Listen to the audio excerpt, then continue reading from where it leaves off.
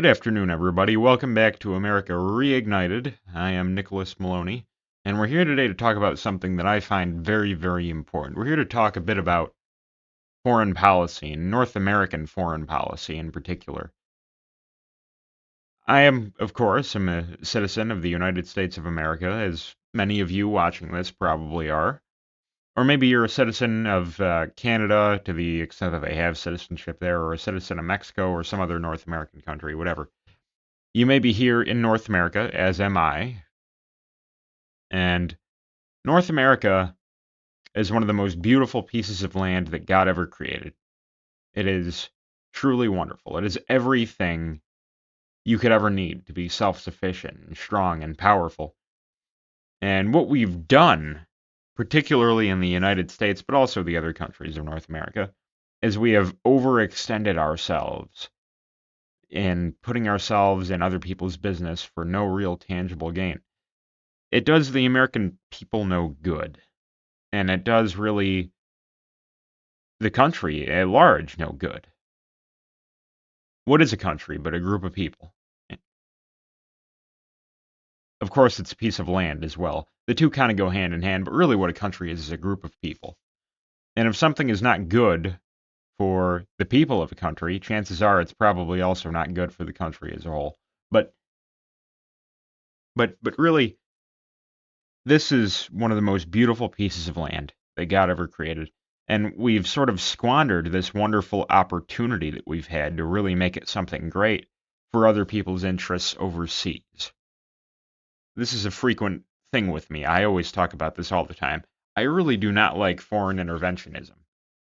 The founding fathers did not like foreign interventionism. And we've seemed to have been very, very, very much involved in foreign interventionism ever since World War II. We ought to make a video about that someday. World War II is really kind of a source, I think, of a lot of our current problems, even though we technically won the war.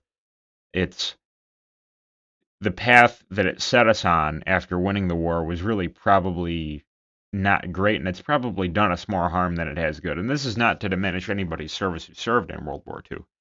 I'm just making the point that really getting involved in that war was probably not the best idea. Some people may argue we had to do it, we had to do this, we had to do that. Maybe that's all true. I don't know. Okay, my personal opinion, I'm not really convinced by an argument like that. I think maybe we could have successfully avoided getting into that war, but that's just me. And that's not what this video is about. We're here today to talk about the concept of Fortress North America. In other words, North America standing strong as a very strong, independent, self-sufficient entity. And I think it's a very, very good idea, worth pursuing, because North America has everything that it needs to fulfill such a purpose. Its most valuable asset, really, is its distance from the rest of the world's problems. You take a look at a map, right?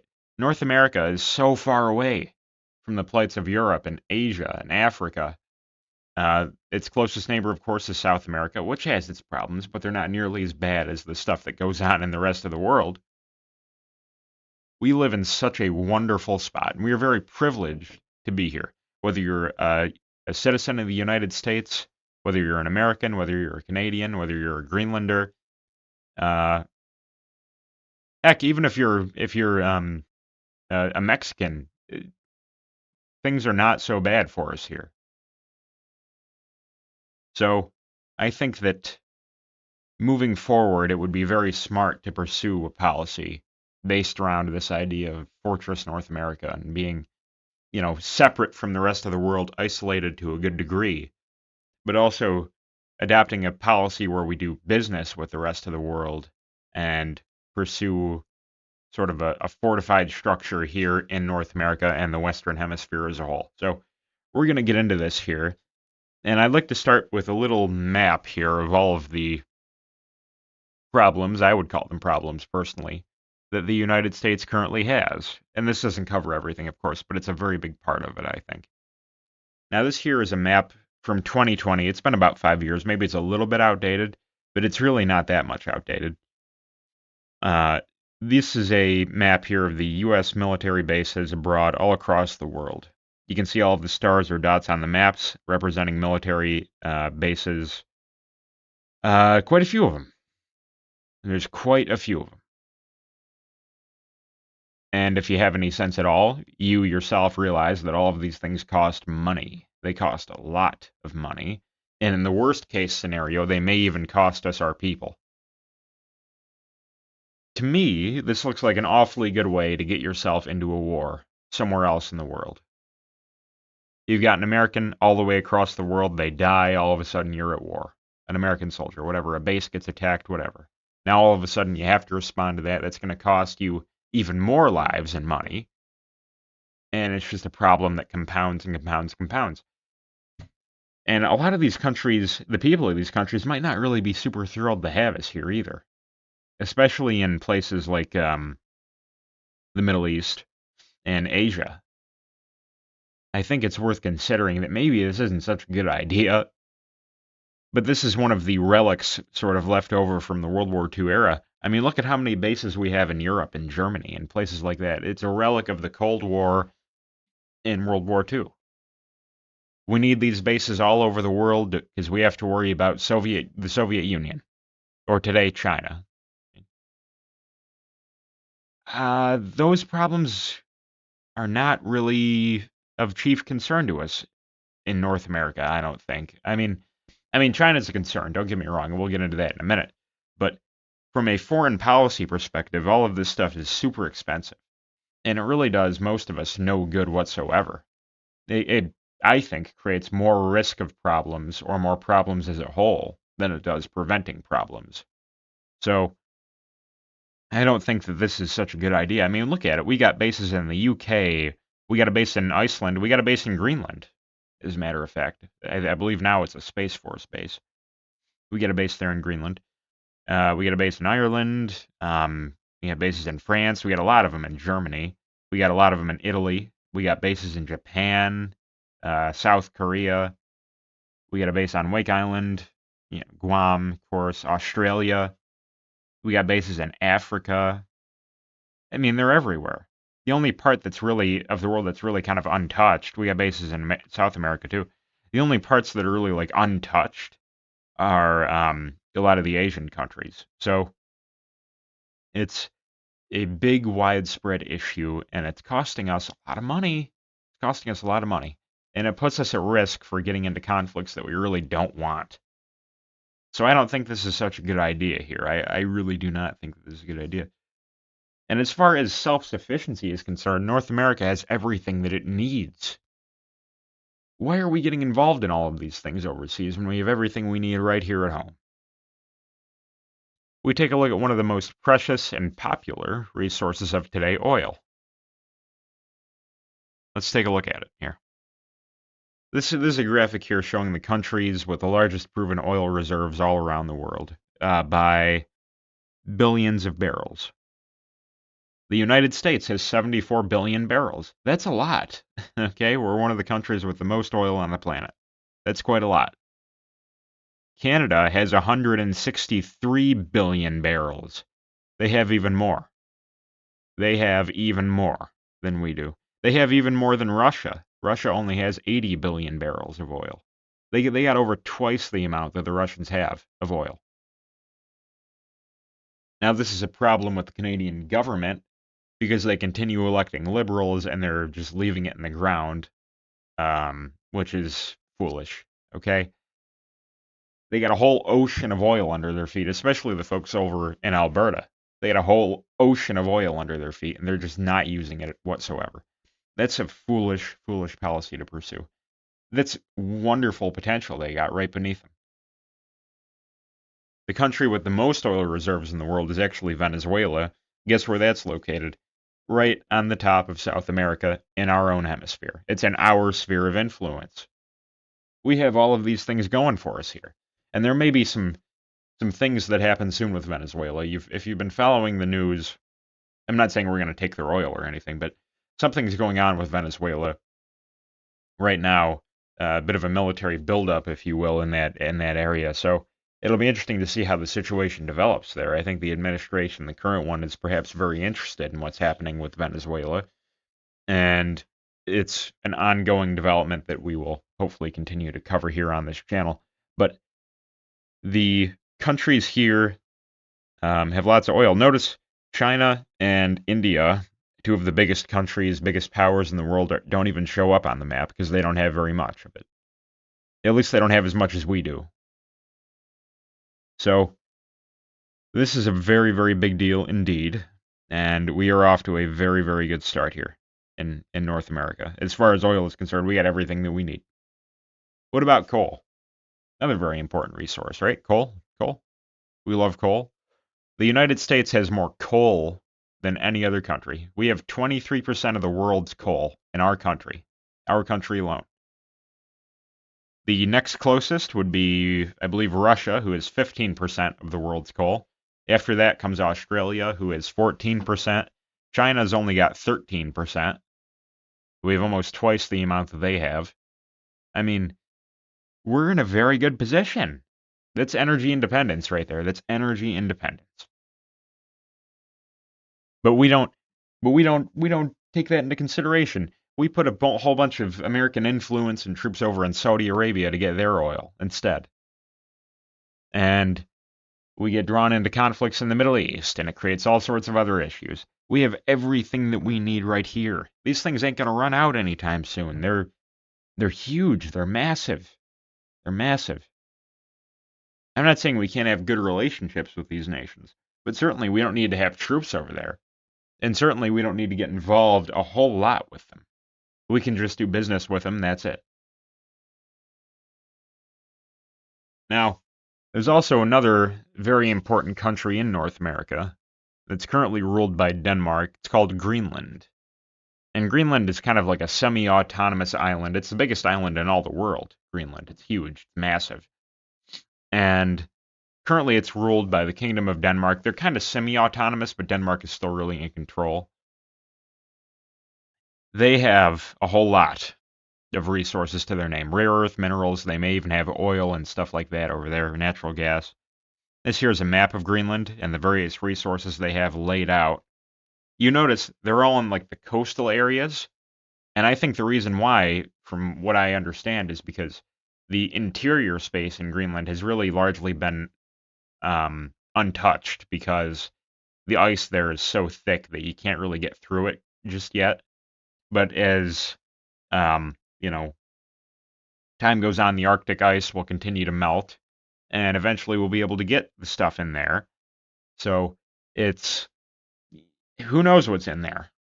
Could be extremely valuable stuff. We're not really sure about it just yet, but just on the coast alone, it's very, very much rich in resources. You can see all of the different resources here along the coast. It's remarkably important. Remarkably important stuff. It's really just a wonderful piece of land. And it's also an interesting thing when it comes to the Arctic. Right? We made a video about this a little while back about the Arctic and the importance of it moving forward into the future. The Arctic is perhaps the most important region of the world moving forward. And there are only 3 continents that have Arctic territory in the world, because the rest are obviously too low to get it. Right? South America doesn't have it. Africa doesn't have it. Antarctica is Antarctica. It's Antarctic, not Arctic, right? And Australia doesn't have it. There's only 3. It's North America, Europe, and Asia. Europe has little Arctic territory. Asia has a whole lot. And all of Asia's Arctic territory is held by the Russians. We here in North America have the other biggest portion of the Arctic. We have Alaska, the northern Canadian territories, and Greenland. We are in a very good spot moving into the future because as the Arctic ice continues to melt, we'll have access to new resources buried underneath the ice, and new trade routes can open up. Imagine a navigable, like a really navigable Arctic Sea and how that could change geopolitics as a whole. It's really, really an important thing moving forward, the Arctic. And we have lots of it here in North America. You know who doesn't have any Arctic territory? India. You know who else doesn't have any Arctic territory? China. We're in a much better place than those two countries. And when you take into consideration the whole world here,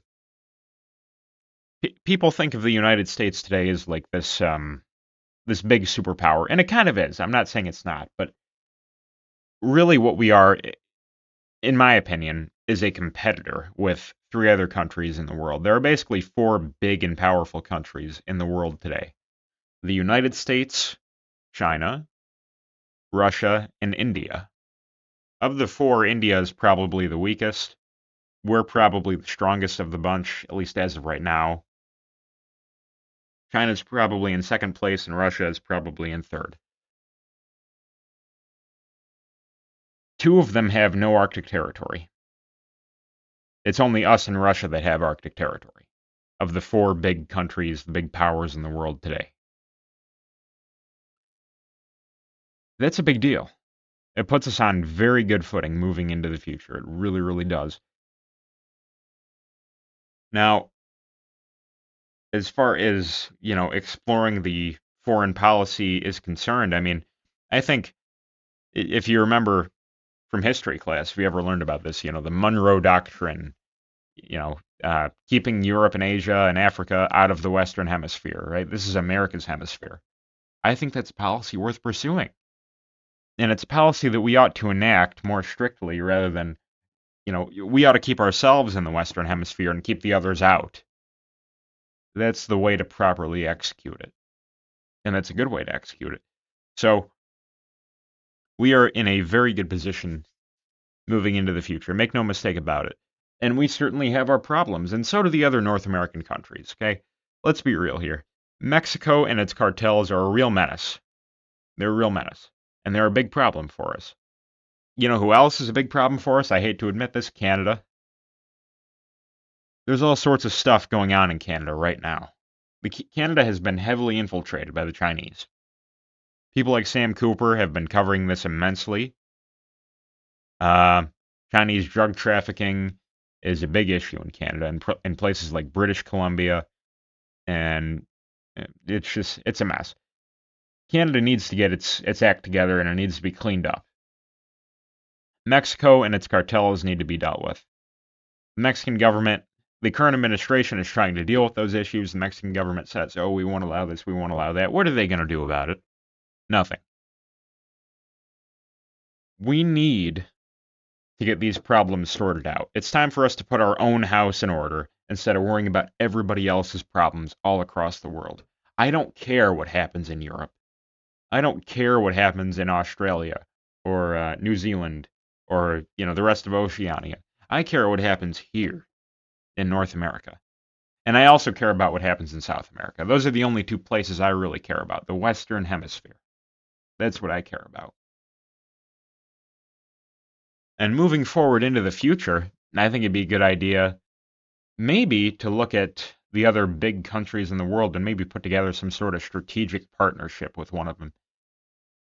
I may get a lot of flack for this, but maybe it would be a good idea to try to pursue some sort of agreement or understanding with the Russian Federation. I think maybe it would be a good idea. There's a lot of talk today about how the Chinese and the Russians and the Indians are all united against us. These are not natural allies, not at all. They had to be forced together by our own stupidity. We're the one who kind of forced them to get together like that. If we remove ourselves from the equation, as we should, perhaps the countries will re-examine their current agreements and decide that maybe, things aren't so great after all. If we remove ourselves from the equation, they'll stop focusing on us and focus on each other once more. They'll start to hate each other once more. That's kind of how it works. That's how it always works. And it's not these countries in particular. That's just kind of how geopolitics works. We all know that. So, Russia and us are the only two countries, or two areas in the world, North America and Russia, that have a lot of Arctic territory. It might be worthwhile to come to terms with that rather than competing over the Arctic, which is going to be we don't want to do that. And we don't want to do that. We don't want any conflict with them.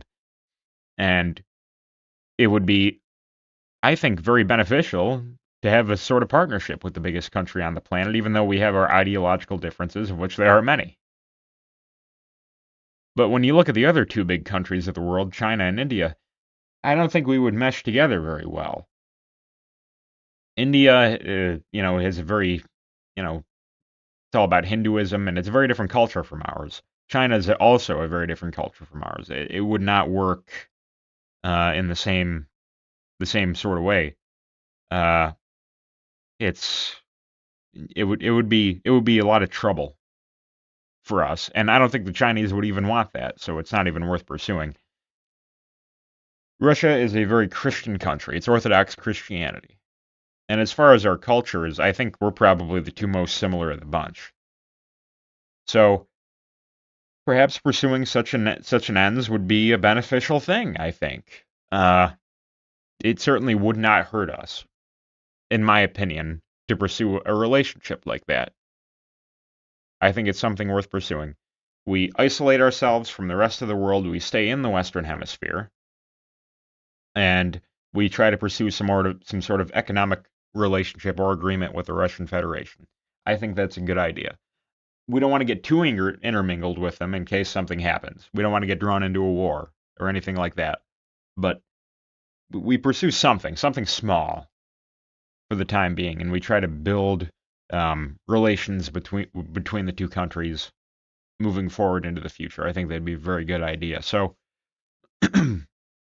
I just wanted to give my thoughts on the future, of North America and the great potential that it has. It really is great potential. It's wonderful potential. And we don't want to miss out on that. We have to put our own house in order. We need to help out our neighbors to the north. Um, they've elected the Liberals 4 times in a row, and they're suffering immensely because of it. You've had prime ministers like Justin Trudeau in Canada talk about how Canada needs to become a post-national state. What is a post-national state? It means that there's no nationalism left in the country. It means that being a Canadian doesn't mean anything. It's not important or significant anymore. That's what being post-national means. That's what it's all about. That's how you kill a country, becoming a post-national state. If it means nothing to be a Canadian, then why does Canada have to exist? So we need to fix these issues, and we need to get North America in good order. And once we do that, we'll be golden. We're still going to have our currency issues. We're still in massive debt. But we can work through that, and we will. We've worked through worse in our history in the United States, and I'm sure that we can do it again. So I just wanted to give my thoughts on the situation. This is actually what the Canadian flag used to look like. I forgot to bring this up earlier because it was always British. This is the red ensign flag that Canada used to have, and this is the one that obviously got replaced by the modern day maple leaf flag that the Canadians still have. So it's an interesting thing, and it's just a neat little piece of history there. I meant to bring that up earlier in the post-national discussion with Canada. Canada's really in a rough spot. But I just wanted to give my thoughts on the North American situation as a whole and perhaps give people some optimism. Things are bad right now, make no doubt about it, but they won't stay that way forever. Every country goes through bright periods and dark ages. And I think that right now we're probably in a dark age, but we're working on getting our way out of it. So we're going to get there one of these days. And when we get there, it's going to be very nice indeed. So thank you all for tuning in. I'll be sure to create new videos as new and interesting things come out. And please make sure to comment, like, and subscribe. I want to hear what you have to say.